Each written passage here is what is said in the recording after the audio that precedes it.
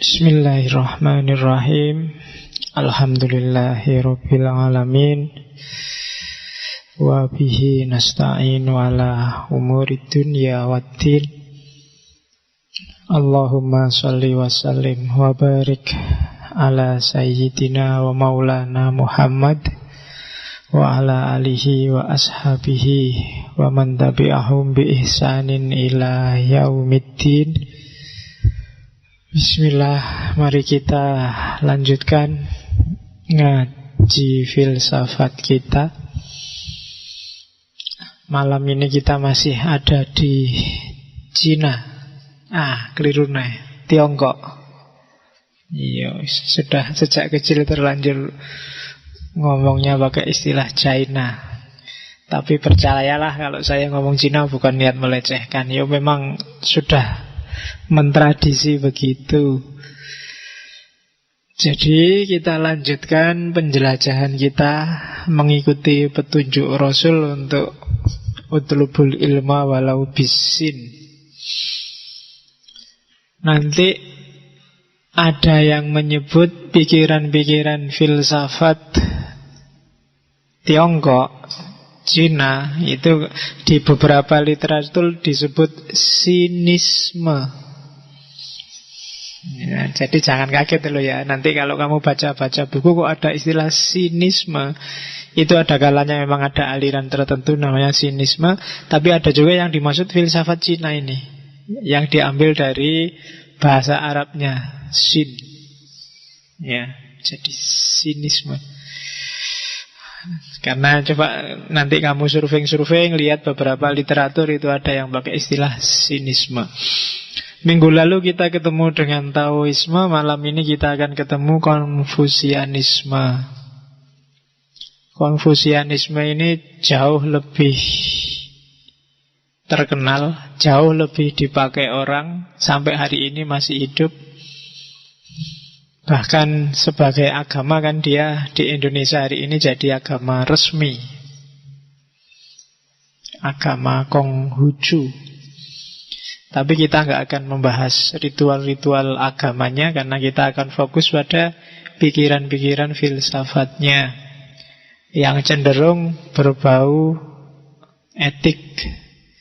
Etik yang tidak metafisik, itu etiknya Konfusianisme. Jadi konkret, hidup tertib secara nyata dan harmonis, itu khasnya Konfusianisme. Teman-teman Tiongkok rata-rata filosofi hidupnya itu khas Konfusianisme. Jadi tidak terlalu metafisikal. Yang agak aneh-aneh metafisik itu yang minggu lalu, yang Taoisme. Jadi kalau nonton-nonton film ada vampir, ada jimat, ada, itu biasanya dari sisi Taoisme. Kalau Konfusianisme enggak. Jadi mikir dunia yang konkret. Makanya teman-teman kadang-kadang jauh lebih sukses hidupnya, karena filosofinya filosofi hidup di dunia. Kaya-kaya, gak kayak orang Islam, orang Jawa, orang pribumi.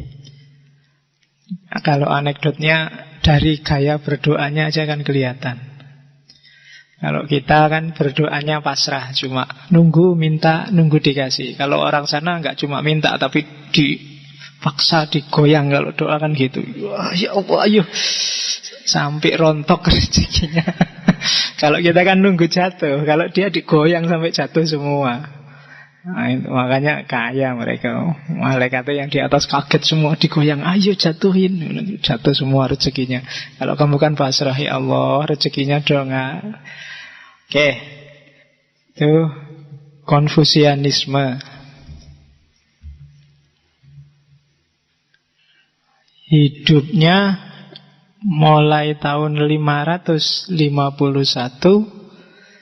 Cuma ini mungsret itu apa? Kalau dari segi angkanya sampai 479. Tapi sebelum Masehi, kalau pakai tahun Masehi. Karena teman-teman Tiongkok kan punya tahun baru sendiri sebentar lagi. Mungkin seminggu lagi, tidak ada, lebih dikit. Tahun baru Imlek. Karena memang kalau dihitung dari sisi dan tahunnya jauh lebih besar daripada tahun Masehi. Karena hidupnya memang jauh sebelum itu. Jadi Konfusius itu sebenarnya istilah Latin transliterasi dalam bahasa Latin dari Kung Fu Shu, atau ada yang baca Kung Fu She. Jadi itu jadi nama Konfusius itu sebenarnya nama transliterasian, bukan asli. Ini nanti akan bertaburan istilah-istilah dari bahasa sana, dan karena saya nggak ngerti bahasa sana, ya tak woco apa anane ya. Jadi mungkin ada yang ngerti, boleh diingatkan cara bacanya. Cuma sementara saya belum mendalami bahasa sana, hanya pikiran-pikirannya yang coba saya pahami. Nama aslinya bukan Kung Fu Shu itu. Nama aslinya adalah Zhongni, atau kadang-kadang dipanggil juga Kongzi. Kung itu nama keluarganya, nama marganya. Oke. Kalau artinya kadang-kadang diterjemah Konfusi atau Konfusu itu artinya Master Kung, Guru Kung. Dia dianggap guru paling besar dalam sejarah Tiongkok. Itu Konghucu. Kalau ada yang pernah baca 100 tokoh di buku Konfusius, Kungfusu ini kan orang nomor 5 paling berpengaruh di dunia. Nomor 1 Nabi Muhammad, nomor 2 Ishak Newton, ya kan Ishak itu kan dari bahasa sono, bahasa Arabnya Ishak. Loh iyalah, kamu bahasa sana, loh, coba kamu tanya mereka ya, Ibrahim jadi Abraham, tapi kalau Ishak jadi Ishak, Ismail jadi Ismail, Daud jadi David, Sulaiman jadi Solomon, kalau di Jawa jadi Sulaiman. Nah, jangan katanya begitu. Nah, jadi namanya memang Ishak Newton, orang nomor 2 paling besar. Nomor 3 Isa, kalau dalam bahasa barat Yesus. Nomor 4 Buddha. Nah, nomor 5 Konfusius. Jadi orang juara 5 paling berpengaruh di dunia. Ada beberapa tulisan yang mau ngecek apakah dia nabi atau bukan, ya monggo, terserah ijtihad masing-masing. Dari sisi pengaruh, ajaran, gaya, dan perilaku bisa jadi ya. Meskipun kita tidak harus mengimani, kan kita wajibnya cuma 25. Wong itu sangat jauh. Nabi Muhammad aja 6 Masehi. Kalau ini kan 500 tahun sebelum Masehi. Dan kita tidak tahu ciri apa-apa era-era itu. Sokrates saja kan kita masih bingung, dia nabi beneran apa enggak. Jadi Konghucu hidupnya sebenarnya awalnya orang biasa-biasa dari keluarga militer. Sempat juga jadi pejabat negara, tapi kemudian lebih enjoy jadi guru.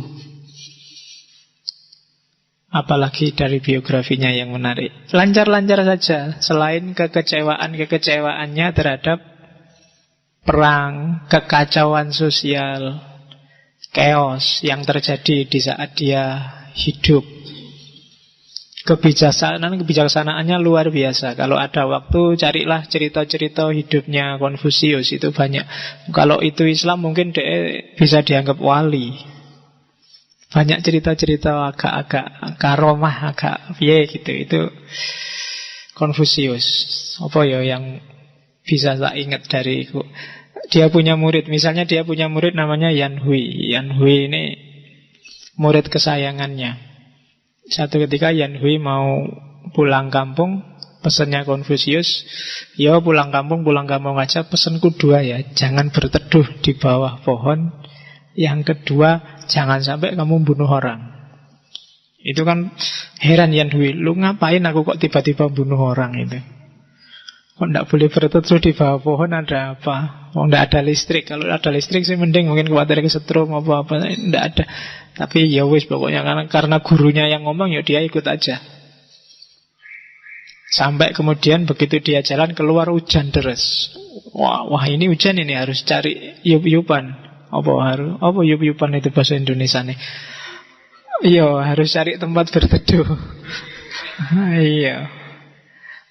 Dia nyari mau ke bawah pohon. Waduh, pesannya guru kok ndak boleh. Tapi ini ya milih bahasa aja deh daripada melanggar. Baru aja dia milih hujan-hujan, tiba-tiba petir keras sekali datang dan kena di pohon itu. Oh, berarti maksudnya tadi itu. Terus selanjutnya pulang ke rumah, lihat istrinya tidur sama orang lain, berdua gelap-gelap. Oh, ini kok istriku tidur berdua sama orang lain. Sudah marah dia, sudah nyabut pedang. Ingat gurunya, jangan sampai bunuh orang. Mungkin ini maksudnya. Begitu jendelanya dibuka, dilihat, oh ternyata saudaranya sendiri, iparnya sendiri, sama-sama perempuan. Ya. Loh, ya makanya aja ngamuan toh. Nek ngamuan itu mesti keliru. Dan pesennya gurunya kan gampang.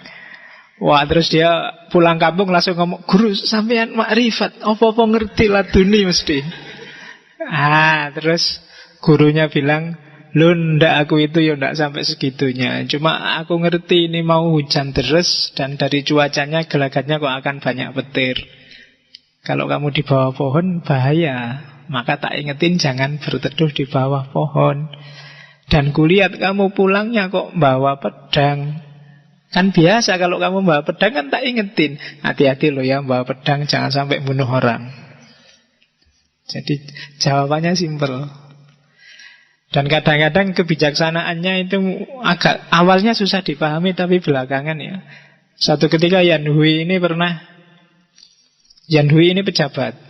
Satu ketika dia sidak, lihat pedagang sama penjual gegeran. Hitung-hitungan, pokoknya pedagang ini ngeyel. 8 kali 3 itu 23. Gegeran, terus Yan Hui datang. Tak ingetin, salah. 8 kali 3 itu 24. Pedagangnya nesu. Kamu ngerti apa? Kalau kamu Konfusius baru aku percaya. Loh iya, aku muridnya Konfusius. Ayo tak ajak neng guruku, ditanyain. Ayo wis pokoknya taruhan ya. Katanya Yan Hui, kalau aku bener jabatanku tak kasih kamu. Pedagangnya saking marahnya, terserahlah. Tapi kalau aku yang bener jabatanmu kasih aku, kalau aku yang salah, penggal kepalaku.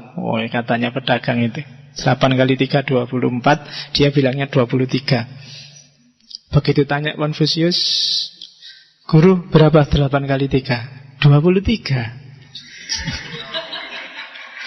Iya. Wah, mangkel ini si Yan Hui. Apa guru? Tua mungkin pekun guru ini. Masa 8 kali 3 23. Tapi karena dia nggak berani bantah gurunya, ya manut aja. Akhirnya jabatannya dikasih, simbolnya topi, topinya dikasih. Ya udah, kamu pergi. Begitu anunya pergi, marah-marah dia sama guru. Gimana sih guru? Anak TK PAUD aja ngerti 8 kali 3 24.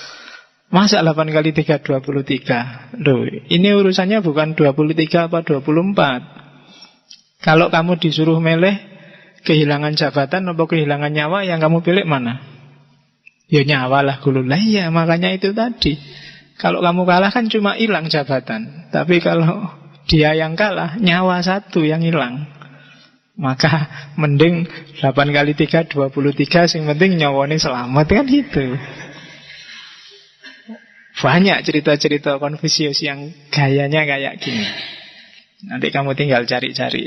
Cerita-cerita orang dulu itu kan memang luar biasa. Kebijaksanaannya tidak terduga.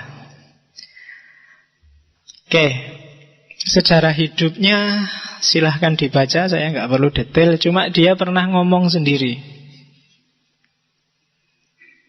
Pengalaman batinnya di dunia ilmu.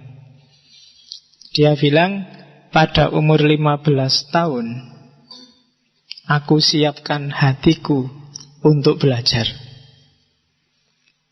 15 tahun selanjutnya, pada usia 30 tahun aku merasa diriku sudah mapan. Pada umur 40 tahun aku tidak punya keraguan lagi dalam diriku, sudah mantep. Ilmunya sudah merasa yowis itu ndak mungkin berubah-ubah lagi. Saat umur 50 tahun Aku tahu wasiat surga. Kalau bahasa Islam mungkin makrifat, ngerti dunia langit. Sewaktu berumur 60 tahun, aku siap mendengar. Itu tafsirannya harus agak jelimet. Siap mendengar itu tidak gampang terpengaruh. Sudah tidak bisa berubah-ubah lagi. Sudah mengalami puncak. Sudah establis. Dan umur 70 tahun, aku bisa mengikuti keinginan hatiku tanpa harus mendahului kebenaran. Jadi sudah total kontrol terhadap dirinya. Sudah tidak kepingin jabatan lagi. Sudah tidak tertarik lagi dengan dunia. Hatinya sudah arahnya tidak ke bawah tapi ke atas. Nah, itu penjelasannya sendiri tentang pengalaman batinnya dalam belajar. Kalau kalian mungkin sekarang umur-umur 20, harusnya sebentar lagi sudah mapan ilmunya. 30 tahun. Ya kan? Nanti umur 40, sebentar lagi saya 40 itu harus sudah mantep. 10 tahunnya makrifat. Nek iso. Ra iso ya piye meneh. Oke, itu perjalanan batinnya Konfusius.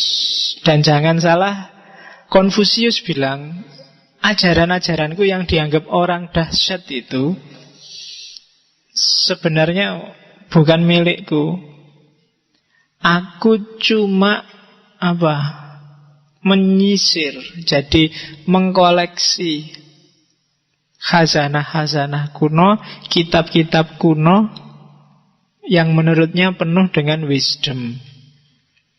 Jadi sumber ajarannya Konfusius itu ada 5 kitab. Itu kitab klasik, kitab kuno yang ada di Tiongkok klasik, yaitu kitab I Ching, kitab perubahan.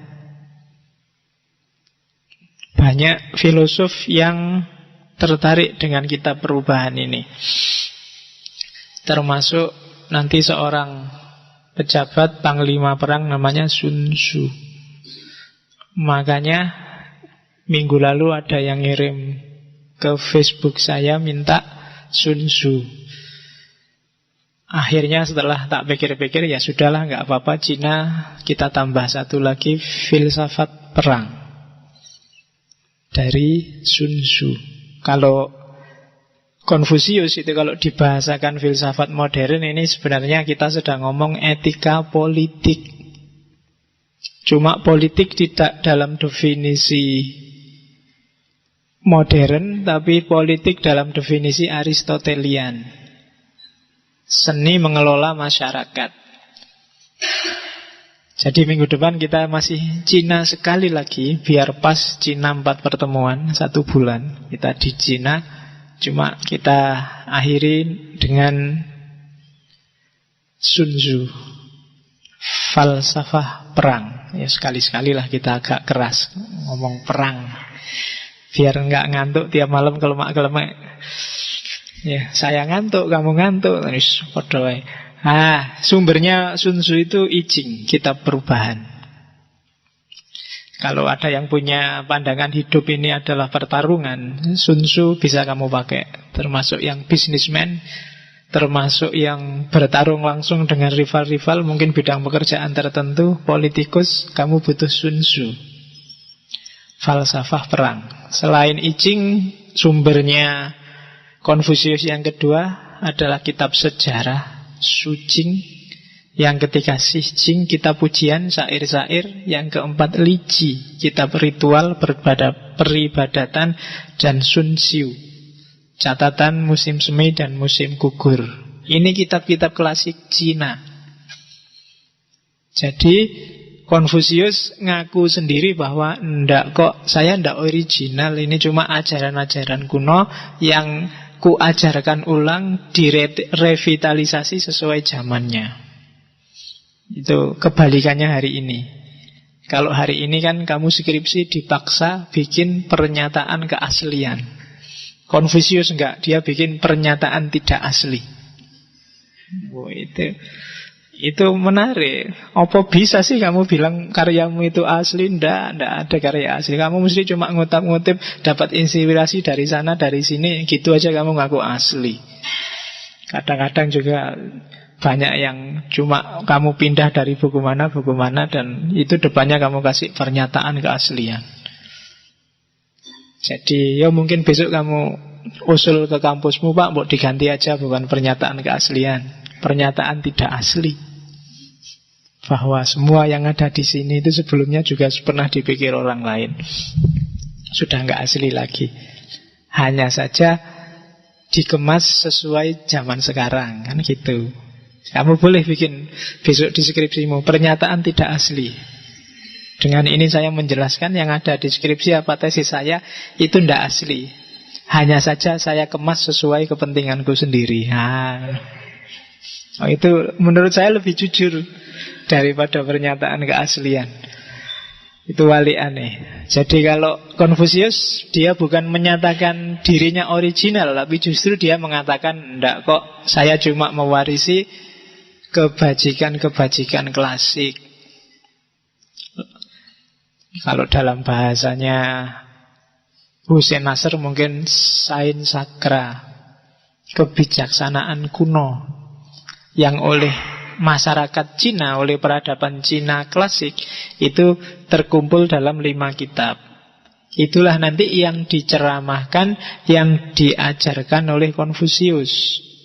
Dan 5 kitab itu ajaran-ajarannya nanti ditulis oleh murid-muridnya, dibukukan oleh murid-muridnya, dan lahirlah 4 kitab yang jadi rujukannya para pemeluk Konfusianisme. Yang pertama judulnya Dasu, yang kedua Lunyu, bacanya misah ya, kalau disambung jadi Lunyu. Ya, kalau Lunyu licin. Oke. Jadi yang keempat Zongyong, dan yang ketiga Zongyong, yang keempat Mencius. Mencius itu Mengzi, muridnya.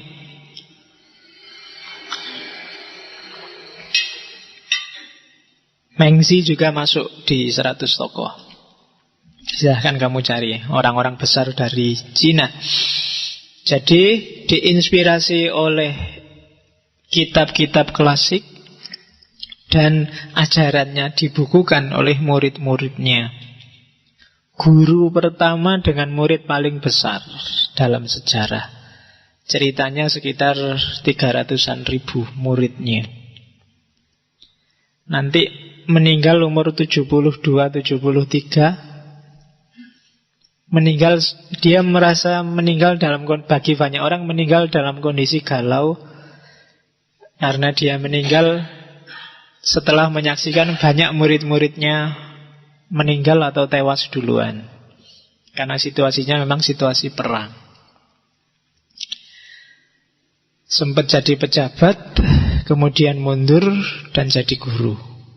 Kalau ada yang ingin nonton riwayat hidupnya saja, kan sudah ada filmnya itu kan, yang dibintangi oleh Chow Yun Fat.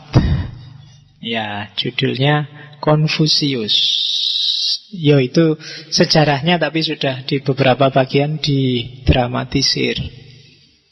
Ya tidak apa-apa, kalau nggak didramatisir lah nggak jadi film enak, jadi film dokumenter.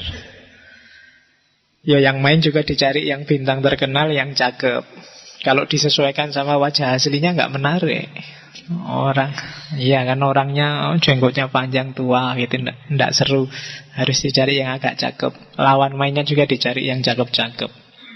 Oke, sumber ajarannya itu. Oke, bismillah kita masuk ke ajarannya sekarang. Jadi ajarannya Konfusius, seperti saya bilang tadi, masuknya ke etika politik. Cuma etika politik itu kan dunia sosial. Kalau di Konfusius tidak semata-mata ngatur gimana masyarakat harus dikelola, diperlakukan. tapi politik akan stabil, dunia sosial akan harmonis, diawali dari individu per individu. Tidak ada gunanya masyarakat dibikinkan undang-undang, konstitusi, norma, aturan formal yang bagus kalau orang-orangnya, individu per individunya rusak. Maka yang harus digarap duluan adalah individunya. Jadi intinya Konfusius, meskipun itu etika politik, tapi pertama-tama harus setiap orang membangun dirinya, memberadabkan dirinya, harus sadar secara moral. Kalau enggak, secanggih apapun rekayasa sosial, rekayasa politik dilakukan, tidak akan bisa jalan. Meskipun ada KPK, ada Polri, ada undang-undang, ada konstitusi, tapi kalau orang-orangnya rusak, tidak ada gunanya aturan yang baik. Maka katanya Konfusius, garap dulu orangnya. Kalau orangnya baik, kadang-kadang aturan nggak terlalu bagus pun, atau bahkan nggak diatur pun, baik dengan sendirinya. Tapi ya, sebagus apapun aturan, kalau orang-orangnya sudah cacat, ya aturan itu jadi jembatan untuk menuju kecacatan. Itu prinsip utama etika politiknya Konfusius. Jadi kalau kamu punya cita-cita Indonesia ini bagus, membangunnya harus dari dirimu sendiri. Tidak usah cerewet sama orang lain. Kamu sendiri dulu sudah jadi warga negara yang baik belum? Kalau sudah, kamu sudah menyumbang sesuatu. Itu fokus ajarannya Konfusius. Jadi etika pertama diawali dari memberadabkan diri, self-cultivation. Kemudian jenis etikanya, kalau dulu saya lupa pertemuan keberapa itu, kita ada sesi etika, tergolong virtue etik, etika kebajikan, yang diinspirasi oleh Socrates, Plato, dan Aristoteles. Jadi etika politik yang diawali dari pribadi-pribadi yang jenisnya adalah virtue etik. Nah, itu polanya Konfusius. Jadi jangan lupa, itu sawah kita hari ini berarti ada di etika politik. Etika politik itu levelnya lebih tinggi daripada sekedar ilmu politik. Di Indonesia hari ini, kamu tiap hari nonton TV, debat, ILK, debat, itu yang main adalah masih ilmu politik. Orang masih ribut dengan aturan. Orang masih sibuk dengan mana sesuai konstitusi, mana tidak, mana melanggar aturan, mana tidak. Itu masih level formal. Di atas ilmu politik itu ada etika politik. Itu tidak sekedar ngomong mana sesuai aturan, mana konstitusional, mana enggak, tapi mana pantas, mana enggak pantas, mana baik, mana buruk, mana bajik, mana tidak. Nah, itu etika politik. Ya sudah banyak sih orang yang menyinggung-nyinggung etika politik, tapi dalam prakteknya kelihatannya di Indonesia masih belum jalan. Isine ndak karu-karuan kan. Kamu lihat TV itu bingung dewe kamu. Sekarang sing bener sing ndi? Yang dulu suka Jokowi sekarang mulai ragu-ragu. Yang dulu dianggap musuhnya Jokowi, lu kok sekarang gabung sama Jokowi? Bingung, ndak karu-karuan, ndak jelas sekarang mana hitam mana putih. Dan orang memainkan kepentingannya sendiri-sendiri. Tidak peduli. Ya benar sih secara konstitusi, tapi kadang-kadang ndak melihat etika. Nggak melihat apa ya pantas ya aku gini, apa ya sudah seharusnya, seyogyanya. Itu etika. Jadi kalau ada kalimat seyogyanya itu coraknya etik. Kalau seharusnya itu formal. Makanya kita yang ada di Jogja harusnya ya agak etikanya yang agak gitulah, karena kan kita seyogyanya. Kalau seharusnya itu wajib kan, seharusnya urusannya harus. Tapi kalau seyogyanya kita harus lebih beradab dari yang lain. Oke, itu inti ajarannya Konfusius. Metodenya Konfusius itu kalau digambarkan kiai lah hari ini. Jadi cara berpikirnya tidak argumentatif, tidak pakai dalil-dalil rasional yang mendalam, tapi praktis. Kadang-kadang pakai kiasan, pakai sindiran, dan diulang-ulang. Nah, itu kiai kan gitu, orang ceramah kan gitu. Ya memang dia guru etik. Kalau nggak diulang-ulang ya mungkin orang akan lupa. Tidak perlu argumentatif, karena etik itu yang dibutuhkan ketika diceramahkan, persuasif. Gimana orang terdorong untuk ikut apa yang dikatakan. Itu yang dilakukan oleh Konfusius. Mirip kayak Sokrates, cuma kalau Sokrates argumentatif. Orang diajak mikir, diarahkan berpikirnya, terus pada akhirnya menyimpulkan. Kalau Konfusius enggak, ahli ceramah lah kalau hari ini. Jadi ngomong pakai retorika, diulang-ulang, itu kan jenisnya retorika. Gimana caranya orang ikut gagasan-gagasannya, persuasif. Tidak usah dipikir dalam, yang penting orang tertarik. Nah itu beberapa filsafat timur gayanya seperti ini. Orang wow dulu, dibikin terpesona dulu. Wah indah sekali ya, bagus sekali ya. Kalau sudah kayak gitu, tidak usah mikir, tidak usah cari dalil bagus-bagus. Bikin terpesona dulu, dia akan ikut apa yang kamu katakan. Cari retorika yang bagus, orang akan ikut. Nah, kalau kamu punya teknik ini, jadilah penceramah. Kamu akan laku. Ya kan? Bisa mempersuasi orang. Jadi tidak dari pikiranmu. Tidak penting penceramah itu pikirannya cerdas, argumentasinya dalam. Yang penting bisa menarik orang. Entah dengan cara bikin orang ketawa, entah bikin orang wow, atau dengan pokoknya gimana caranya orang tertarik. Kalau sudah, tinggal kamu masukkan ideologimu. Selesai. Itu bedanya sama Sokrates. Di situ kan di bawah ada bandingannya Sokrates. Kalau Sokrates lebih dialektis, lebih pakai akal, argumentasi. Oke, itu ciri pertama. Ciri kedua, Konfusius itu tidak antroposentris, tapi humanis. Jadi kalau antroposentris terlalu manusia. Kalau humanis itu memihak manusia tapi tidak segalanya, sisi-sisi kemanusiaannya saja. Itu humanis. Ada sisi-sisi dari manusia yang dianggap negatif, dianggap tidak bagus, dianggap jelek, itu harus disisihkan. Itu bedanya antroposentrisme sama humanisme. Kalau antroposentrisme, semua yang di manusia harus diberdayakan. Manusia adalah rajanya. Itu antroposentrisme. Tapi kalau humanisme, yang dibela dan diperjuangkan hanya sisi-sisi kemanusiaannya. Dan jangan salah, banyak filosof barat yang terpengaruh oleh ajaran-ajaran Konfusius. Yang paling terkenal dipengaruhi Konfusius adalah Voltaire.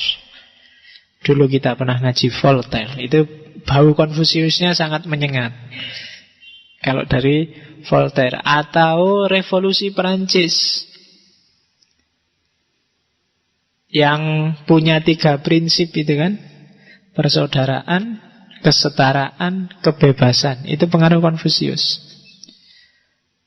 Deklarasi of Independence-nya Amerika, katanya Thomas Jefferson, tokoh yang ngarang, itu sebenarnya banyak dipengaruhi oleh Konfusius. Hari ini Konfusianisme termasuk Konghucu banyak hidup di daerah Asia Timur. Singapura, Vietnam, Indonesia meskipun termasuk minoritas, Taiwan, Tiongkok, daerah-daerah Asia Timur termasuk Jepang. Jadi hidup di sana. Dan di negara-negara ini nanti tanggal meninggalnya Konfusius 28 September itu hari libur nasional, diperingati sebagai hari pendidikan. Jadi hari guru, kok hari pendidikan? Ya, hari guru sama. Jadi hari guru, libur nasional, hari kematiannya Konfusius 28 September. Kalau kita hari gurunya tanggal berapa? 23 apa? November. Itu momennya apa? Enggak tahu ya. Enggak ngerti, saya juga enggak ngerti hari guru itu tanggal berapa.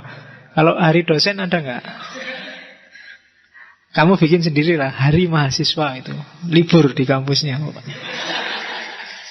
Ya enggak apa-apa kan. Enaknya kan gitu. Setiap momen kan ada harinya.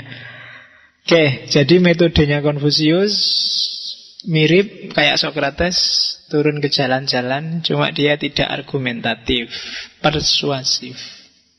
Dengan ajaran-ajaran etikanya, titik tekannya pada humanisme yang tidak antroposentrisme di sisi etika politiknya.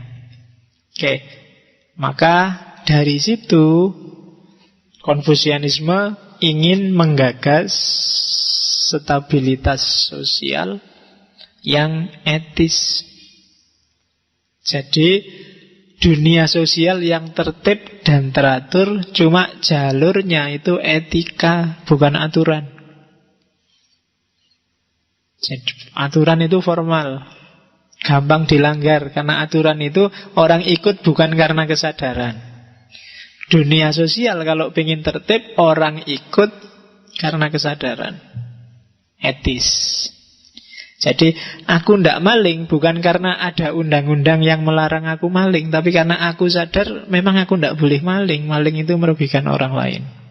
Jadi tertib sosial yang lahir karena kesadaran etis, bukan lahir karena paksaan norma, paksaan aturan.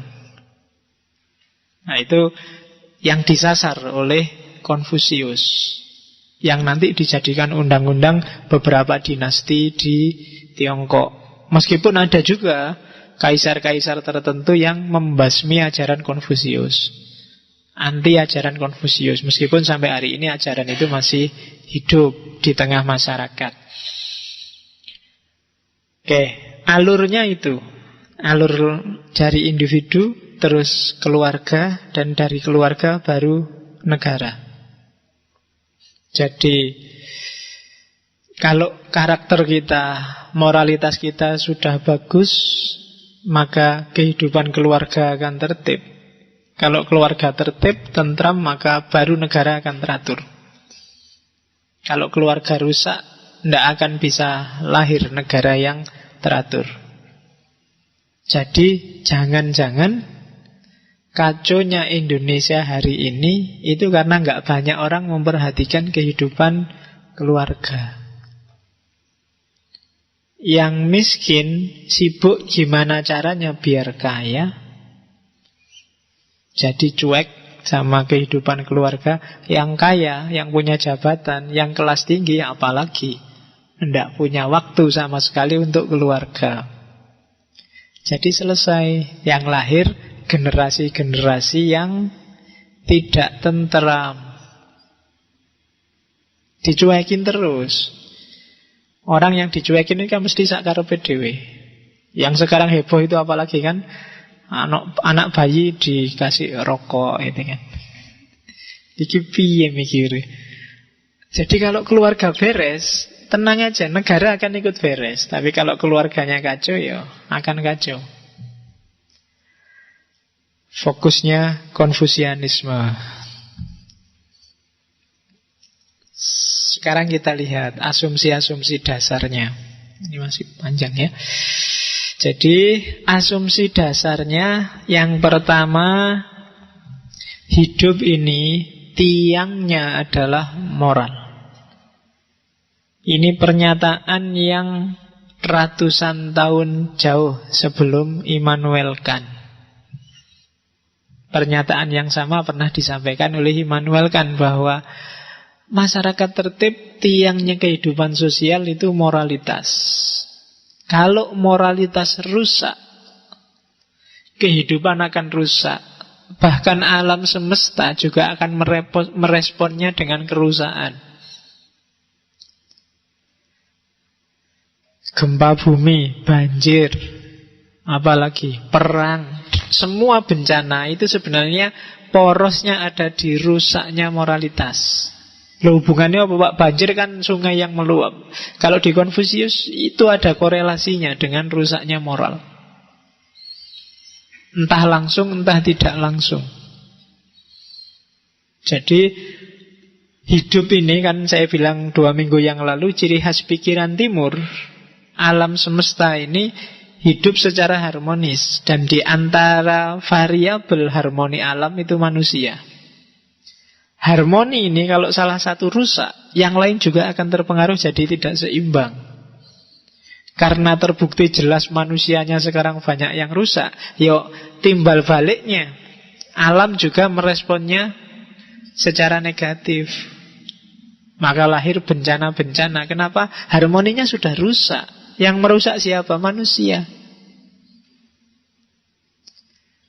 Jadi kalau dicermati mungkin pakai fisika, pakai biologi, nanti akan kelihatan di mana intervensi manusia yang merusak harmoni. Ya mungkin antara gempa dengan moralmu nggak ada korelasinya, tapi kalau dihubung-hubungkan nanti nyambung loh. Nah itu pandangan timur, termasuk Konfusius. Maka hampir semua filosof timur itu arahnya perbaikan moralitas. Hidup yang benar dulu, baru mikir yang lain. Yang kedua, itu yang pertama, asumsi yang nanti diadopsi oleh Rousseau dan kawan-kawan, bahwa manusia itu hakikatnya adalah baik. Jadi tidak ada orang jahat. Orang yang jahat itu berarti dia nyeleweng dari fitrahnya sebagai orang baik. Jadi dia orang yang tersesat. Itu orang yang jelek itu berarti dia sedang keluar dari karakter alamiahnya. Orang itu secara natural baik kok. Maka harus disadarkan terus, diajarkan terus kehidupan yang baik.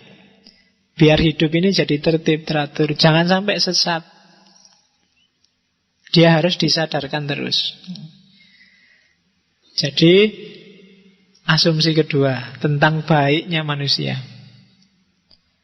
Jadi tidak ada orang salah, tidak ada orang jahat, yang ada orang tersesat. Ya kalau orang sesat jangan dimarahi, jangan dicaci maki. Hari ini kan banyak orang yang dianggap sesat terus dimarah-marahi, dicaci maki. Ada yang sampai dipukuli, dikejar-kejar loh. Orang tersesat kok malah dimarahin. Seandainya kamu jalan-jalan kemana terus kesasar, kok malah diseneni. Mau kemana mas? Mau ke Surabaya. Lu sampean ke Surabaya kok jalannya ke barat, kurang ajar, sampean sesat. Masuk gitu. Ya kan? Hari ini kan banyak yang kayak gitu, dianggap sesat dan dicaci maki. Lu mosok menghadapi yang sesat kok gitu. Dan kamu yang disesatkan juga mbok yo jangan marah. Wong kamu itu kan orang kadang-kadang kan kamu marah. Wah, kamu adalah orang yang sesat. Terus kamu marah-marah, kurang ajar menyesatkan aku. Lu ndak, kalau ada orang bilang gitu ya, kalau memang kamu merasa ndak sesat ya tinggal bilang, ndak kok saya nggak sesat, saya yakin jalanku benar, ya jalan aja. Tapi kalau benar, oh iya matur nuwun sudah diingatkan. Coba tak ceknya lagi petaku, jangan-jangan memang saya salah, kan gitu. Tapi kan kamu balasnya juga sama-sama marah. Jadi ada orang sesat yang ngingetin sambil marah-marah, yang diingetin juga marah-marah. Itu terus jadinya tawuran. Hari ini kan sering gitu kan, antara aliran, antara kelompok. Jadi ada orang sesat kok dimarahi, dilempari batu, dipukuli lu. Kan malah kasihan. Kita kan harusnya kasihan kan kalau ada orang sesat. Kasihan ya dia sesat, keliru. Ini harus cepet-cepet diingetin, dibantu. Kalau hari ini dicaci maki, kebalikannya.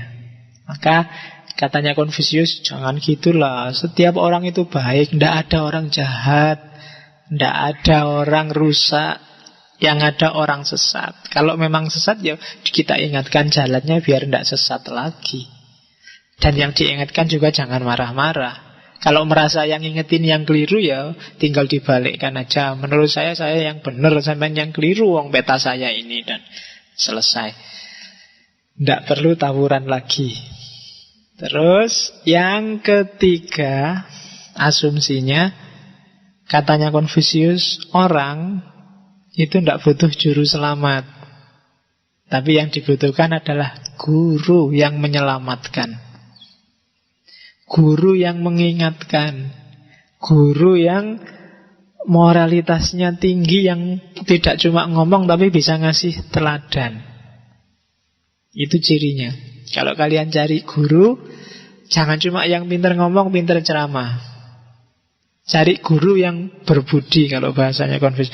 Berbudi itu bisa mempraktekkan apa yang diajarkan dan bisa mengajarkan apa yang dipraktekkan. Nah, itu baru layak dijadikan guru. Baru orang yang bisa nuntun, bisa membereskan moralitasmu. Kalau ngingetin kamu jalan ke Jakarta, dia harus pernah ke Jakarta. Itu baru layak dijadikan guru. Tidak cuma ngomong. Tiap hari nasihati orang, kita harus sabar. Dia sendiri marah-marah. Pernah kan kayak gitu? Kita harus sabar. Itu kok ngantuk? Ini melecehkan sekali. Saya ngomong kamu ngantuk. Padahal temanya sabar. Ceramah sambil marah-marah. Ya kan? Allah itu maha penyayang. Kita harus menyayangi sesama. Begitu mic-nya mengingkuing, tukang mic-nya dibuanting, dipeting. Nggak nyambung, aku mikirnya gimana. Tidak bisa dijadikan guru. Tidak bisa mempraktekkan yang dikatakan dan mengatakan yang dia praktekkan. Itu ciri guru.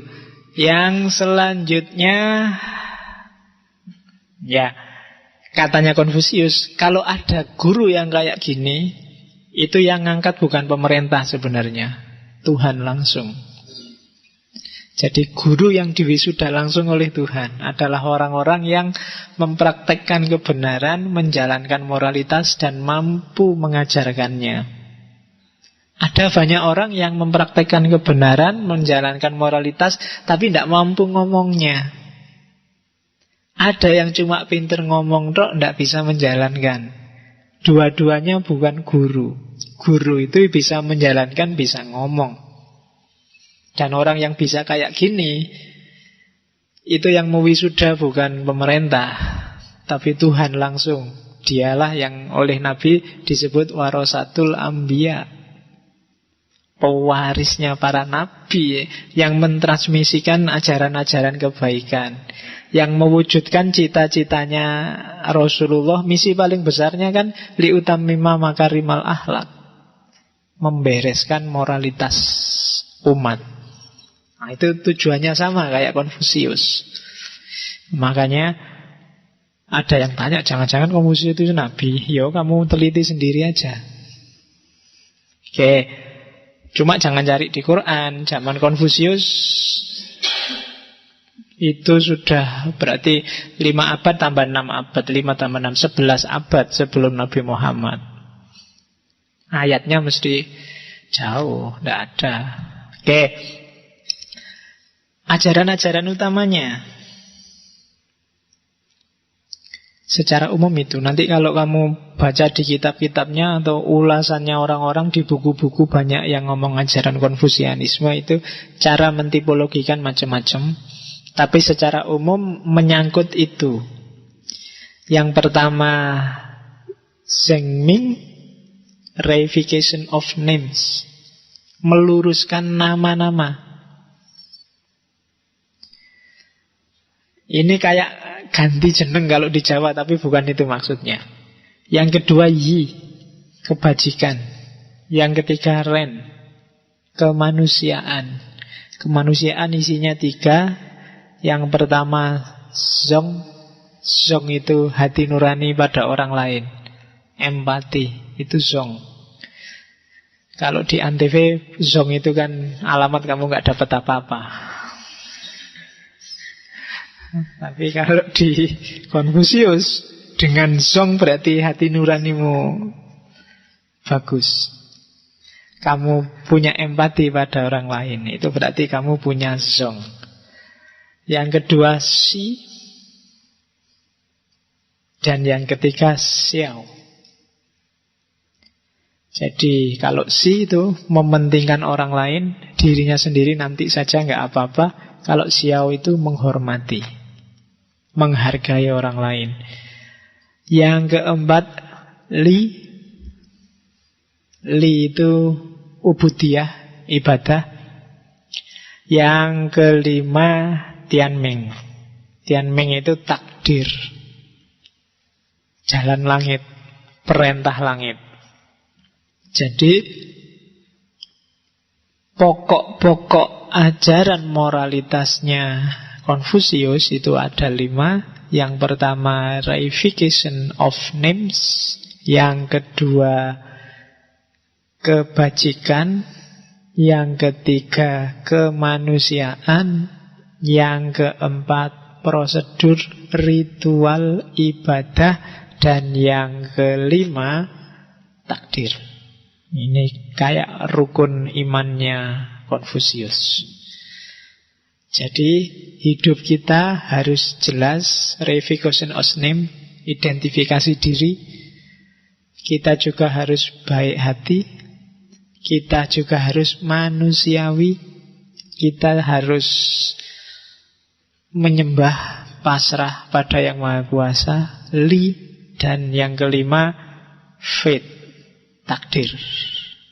Kita lihat ya, satu-satu. Zhengming, reification of name. Ini teori terkenal sekali dari Konfusius. Menegakkan nama. Jadi ini kayak Aristoteles, principle of identity. Kalau di sabdanya Konfusius bilangnya, biarkan penguasa adalah penguasa, menteri adalah menteri, bapak adalah bapak, dan anak adalah anak. Itulah reification of names. Maksudnya apa? Berperilakulah sesuai identitasmu, sesuai kedudukanmu. Kalau sepak bola, yang kiper ya jadilah kiper, yang back ya jadilah back, yang striker jadilah striker. Kalau kacau, kamu akan kalah sepak bolamu. Kan gitu. Yang mahasiswa ya jadilah mahasiswa yang baik, yang dosen jadilah dosen yang baik, yang tani jadilah tani yang baik. Sekarang kan campur, tidak karu-karuan. Makanya Indonesia ini bingung.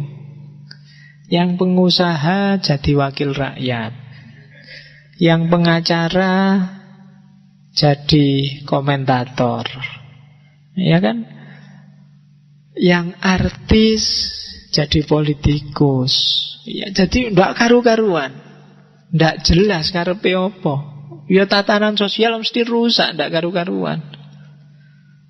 Kalau mahasiswa sudah gaya jadi dosen, oh itu alamat sudah, ya kan? Atau kebalikannya, dosen gaya jadi mahasiswa, wah itu apalagi. Tidak sesuai fungsi dan kedudukannya, akan jadi masalah secara sosial.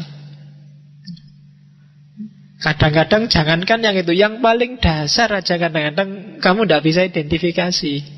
Misalnya, kamu itu cowok apa cewek sih? Loh, kadang-kadang keliru loh orang-orang itu. Sekarang yang cowok itu ngalah-ngalahi cewek, make up-annya, lamanya mandi, dandannya. Wah, sekarang luar biasa. Gaya ngomongnya juga kadang-kadang kulitnya ngalang-alangi cewek lembutnya. Lu ndak jelas.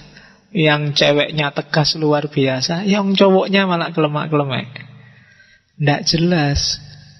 Ini sumber kekacauan sosial pasti. Yang tani ya tetap aja jadi tani.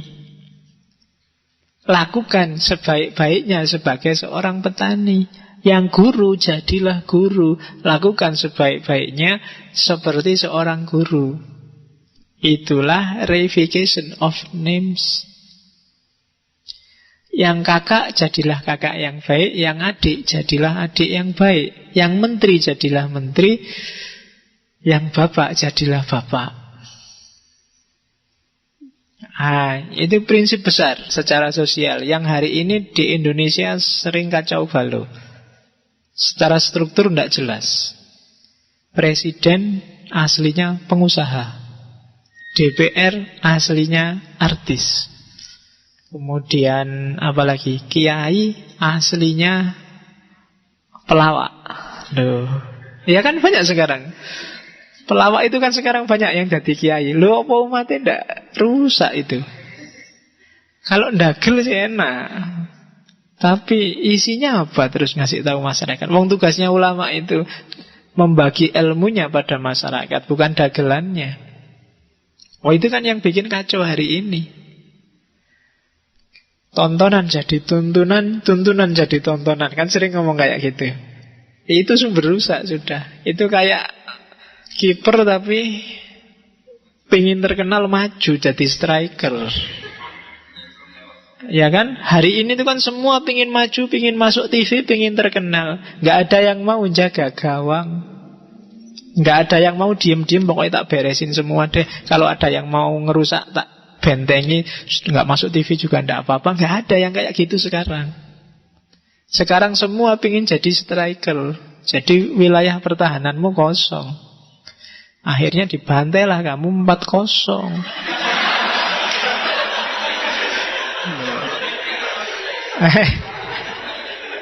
Loh iya. Loh, ini cuma contoh kok. Jadi sejago-jagomu meskipun pemain terbaik dunia, kalau nggak ngerti posisimu, ya rusak permainannya. Jadi itulah reification of names. Identifikasi dirimu, siapa kamu, dan bermainlah di posisimu. Yang bapak, mainlah jadi bapak. Yang anak, mainlah jadi anak. Kadang-kadang kamu sudah mahasiswa, merasa pinter kuliah, begitu pulang kan kamu mainnya kayak bapak. Wah, bapaknya ngasih tahu bapak nggak ngerti apa-apa. Bapak di rumah cuma kerja di sawah. Saya ngaji filsafat sampai sekian puluh kali, Pak. Mantep temen. Jadi kamu tidak ngerti posisimu. Loh, bapakmu mungkin wawasan filsafatnya nggak kayak kamu, tapi dia punya banyak pengalaman melebihi kamu. Secara kuantitas pengetahuannya banyak kamu, tapi secara kualitas lebih pas bapakmu. Bapakmu lebih banyak pengalaman, jadi dia ngerti kapan maju, kapan mundur. Pengalamannya banyak. Kayak sepak bola itu kan. Yang pinter itu mungkin gak terlalu banyak lari, sebentar-sebentar dapat. Tapi yang baru ngerti sepak bola mesti lebih capek dia. Mau muter lapangan, bal di mana dikejar.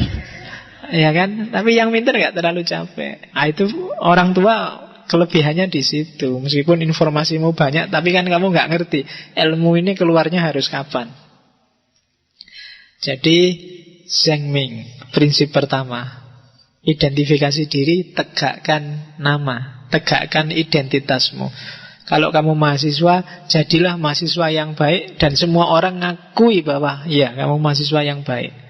Kalau kamu jadi teman, berlakulah jadi teman yang baik, dan temanmu juga ngakui kamu memang teman yang baik. Kamu jadi mahasiswa yang baik, dan dosenmu ngakuni kamu memang mahasiswa yang baik. Nah, itu penegakan nama total dalam segala status yang kamu miliki. Yang jadi takmir yang baik. Yang jadi apalagi bisnis, yang dagang, yang kuliah, yang aktivis, jadilah aktivis yang baik dengan segala cirinya. Ya kalau saya tidak tahu aktivis yang baik itu yang kayak gimana. Yang total, Pak, saya total sekali Pak aktivisnya Pak, sampai kuliahnya tak cuekin, tidak lulus-lulus sampai semester 14. Nah, itu. Yo, kamu bukan mahasiswa yang baik, tapi aktivis yang baik. Jadi reification of names. Terus kebajikan. Ini gede anunya ya, tak kecilin. Kebajikan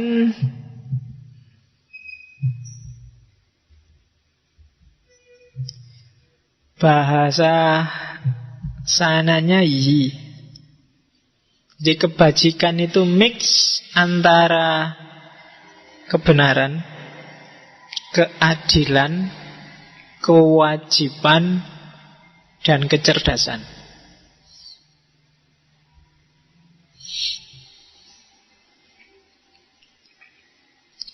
Jadi kebajikan itu kamu menjalani hidupmu dengan dasar kebenaran, keadilan, kewajiban, dan kepantasan.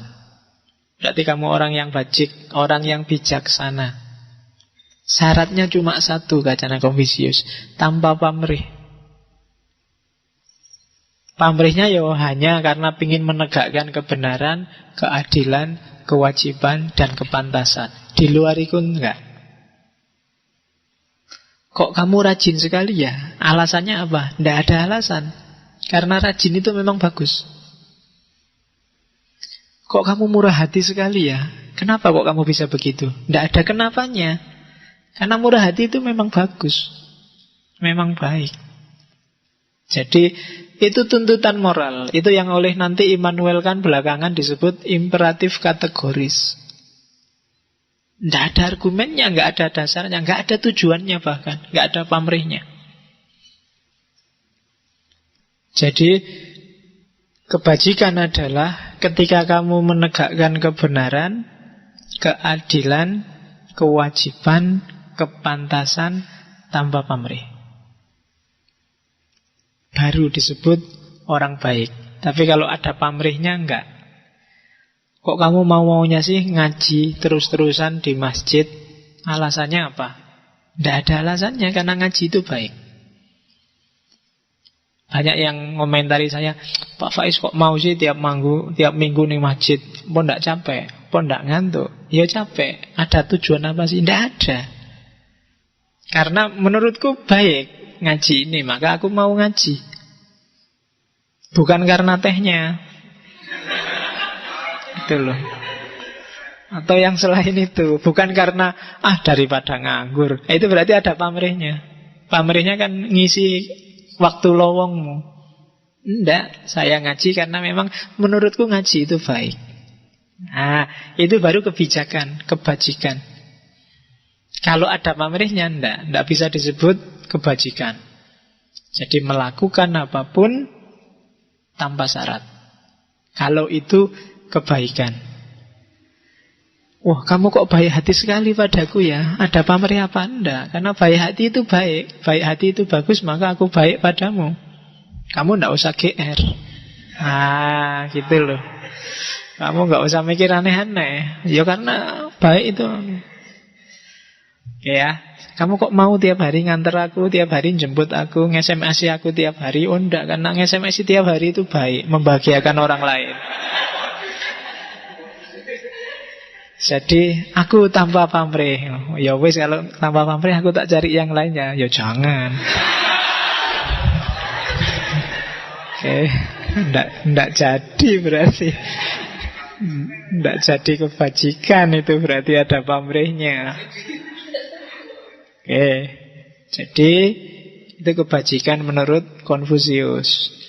Jadi yang pertama, bereskan identitasmu, reification of names. Terus yang kedua, jadilah orang bijaksana, jadilah orang baik yang tanpa syarat, tanpa alasan.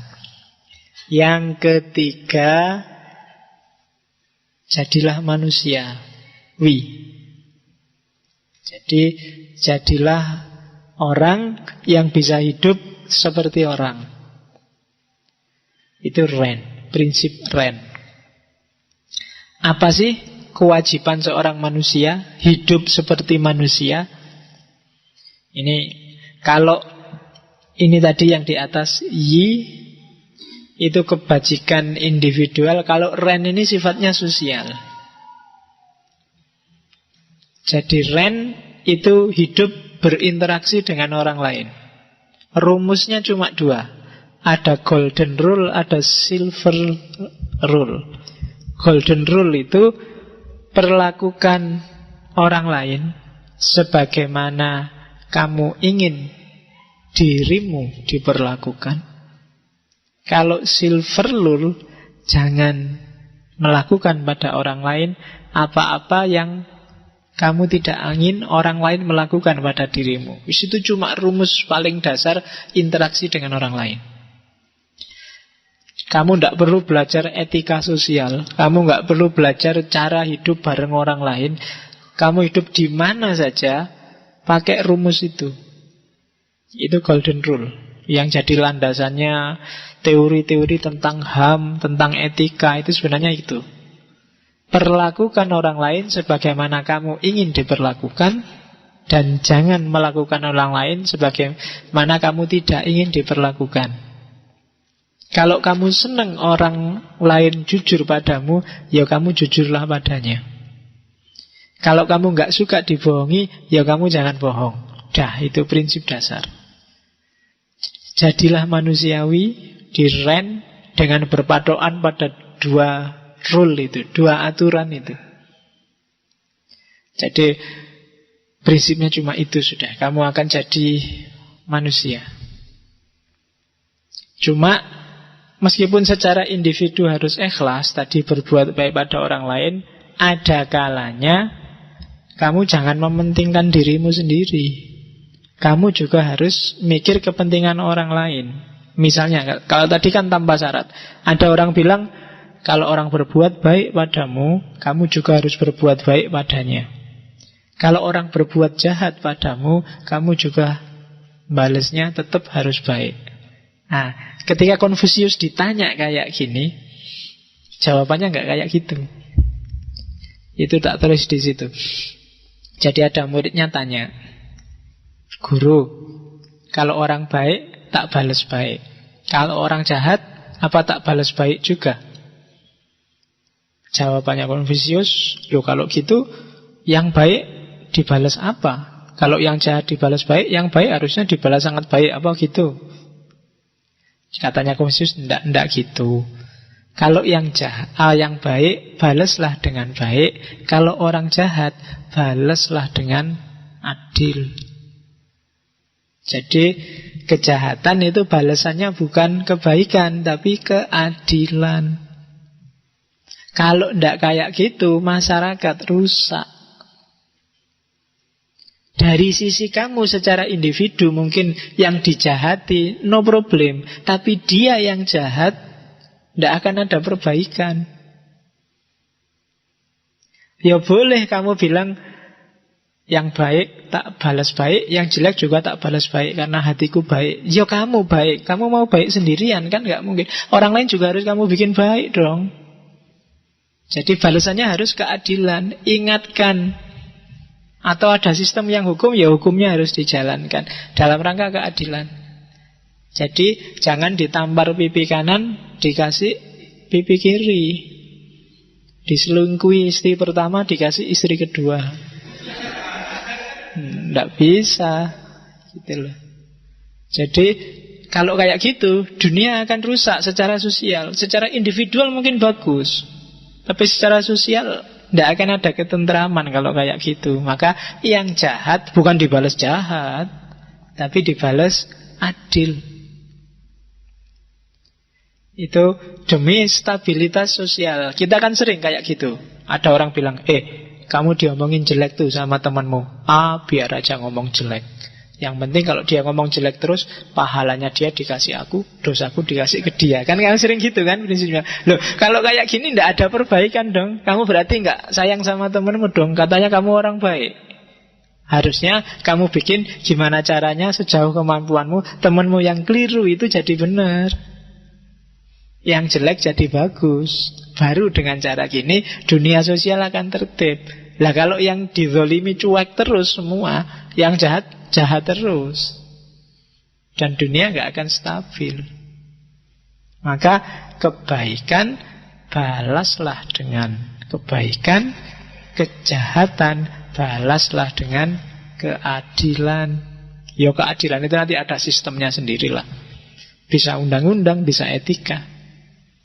Jadi jangan dibiarin aja, atau dibales dengan yang kebaikan malahan. Nanti orang jahatnya jahat terus, tidak ada perbaikan. Oke, makanya kan Nabi bilangnya unsur ahoka zoliman au mazluman.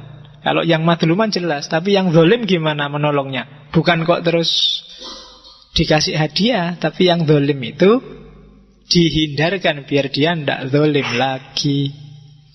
Itulah keadilan namanya.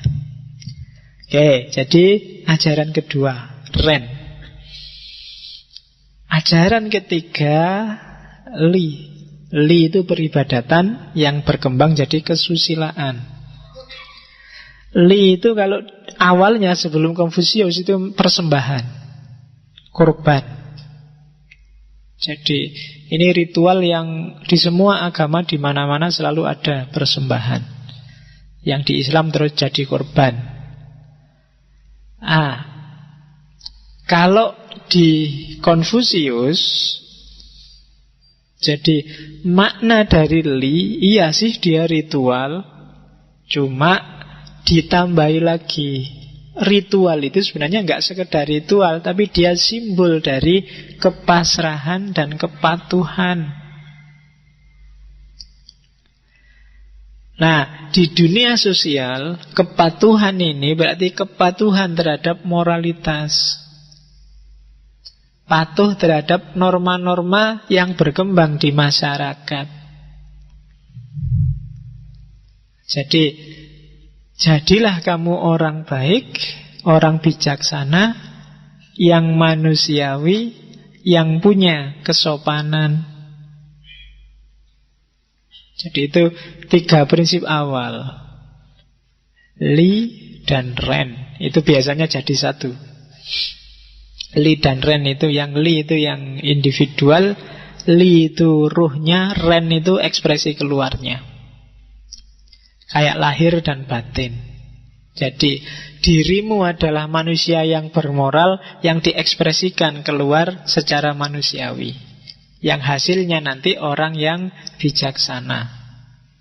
Nah itu nyawanya Konfusianisme. Terus Zi.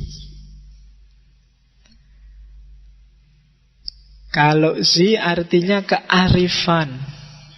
Kearifan atau kebijaksanaan yang gabungan dari kecerdasan dan kepandaian. Caranya jadi orang bijaksana itu yang di bawah itu pepatah-pepatah dari Konfusius. Jadi kalau kamu melihat orang yang bijaksana, berusahalah menyamainya. Tapi kalau kamu lihat orang tidak bijaksana, ya jangan disamai. Nanti kamu jadi tidak bijaksana juga. Periksalah dirimu sendiri. Jangan-jangan kamu juga sebenarnya kayak dia, tidak bijaksana. Jadi kalau ada orang bijaksana, kamu dekati dia dan kamu samai kebijaksanaannya. Kalau ditembang itu wong kang soleh kumpulono, biar kamu bisa niru. Jadi pelajaran paling gampang itu niru. Kalau kamu susah, gimana sih Pak jadi orang baik itu? Carilah orang baik dan tirulah. Simple. Nah, kalau gitu kita nggak bisa dapat pelajaran Pak dari orang yang tidak baik. Bisa. Kalau kamu punya teman tidak baik, belajarlah dari dia, untuk biar dirimu nggak kayak gitu. Jadi periksalah dirimu. Punya teman satu utangan lagi. Misalnya, aku nggak usah kayak gitulah. Gitu loh. Yang satu, wah temanku yang ini rajin sekali baca buku. Harusnya aku kayak dia, tak tirulah. Kalau kamu sudah bisa kayak gini, kamu termasuk juga orang yang bijaksana. Jadi kalau lihat yang jelek-jelek, ndak kesusu marah-marah, ndak kesusu menyesat-nyesatkan. Menurutku yang kayak gitu keliru, aku ndak akan kayak gitu deh. Itu orang bijaksana. Wah, itu luar biasa bagus. Gimana ya caranya aku bisa kayak gitu? Itu kebijaksanaan.